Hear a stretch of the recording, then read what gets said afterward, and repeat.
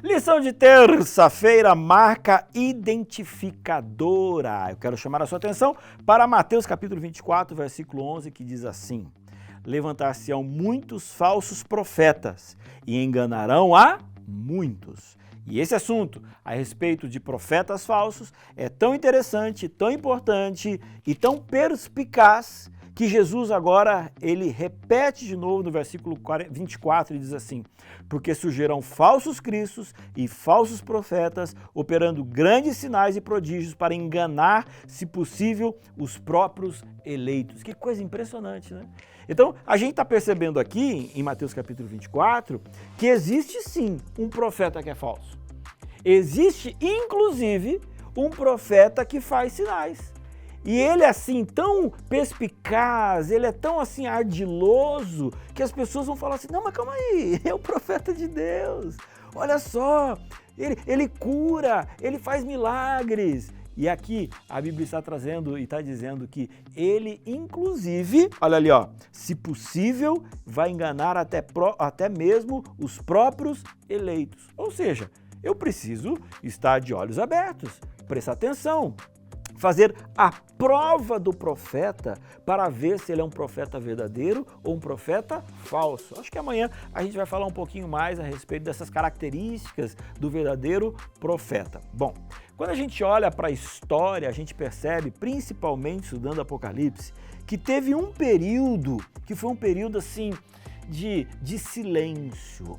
Foi um período em que a verdade, ela sofreu, ela foi perseguida. Isso está basicamente colocado em Apocalipse capítulo 12. Na hora que a igreja, a mulher, tem que fugir para o deserto e ficou ali durante 1260 anos.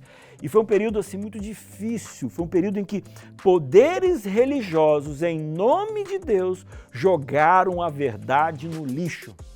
Mas existia uma profecia dizendo que depois que esse período passasse, aí então Apocalipse capítulo 12, versículo 17, diz o seguinte: irou-se o dragão contra a mulher e foi pelejar com o restante da sua descendência, os que guardam os mandamentos de Deus e têm o testemunho de Jesus. Aqui nós temos duas características do povo de Deus nos últimos tempos. São aqueles que guardam os mandamentos de Deus, ou seja, é um retorno. Lembra que eu falei? Poder religioso no passado, pegou as verdades bíblicas, jogou no lixo. Então, este povo, desse momento final, remanescente, ele pegaria a lei de Deus novamente e a colocaria no lugar que ela deveria estar, que é um lugar de respeito. E juntamente com a lei de Deus, existe o quê? Existe o dom profético. Quando nós olhamos as profecias, a gente percebe claramente que esses 1260 anos, depois das 2300 tardes e manhãs, finalizaram ali por volta de 1840, mais ou menos. E aí é interessante você perceber como que historicamente, inclusive a cronologia dos fatos, fica muito claro. Exatamente no final dessas profecias, surge um movimento adventista aonde tem em uma mulher chamada Ellen White esse dom da profecia, que é o quê? Que é o testemunho de Jesus. Que a gente vai estudar ao longo da semana a percepção de que o testemunho de Jesus é o dom da profecia. Então, eu fico feliz. Eu fico feliz porque quando eu olho para a Bíblia, eu percebo que a Igreja Adventista do Sétimo Dia não veio por acaso, mas ela tem uma explicação, um entendimento e a sua certidão de nascimento dentro das próprias profecias da Bíblia.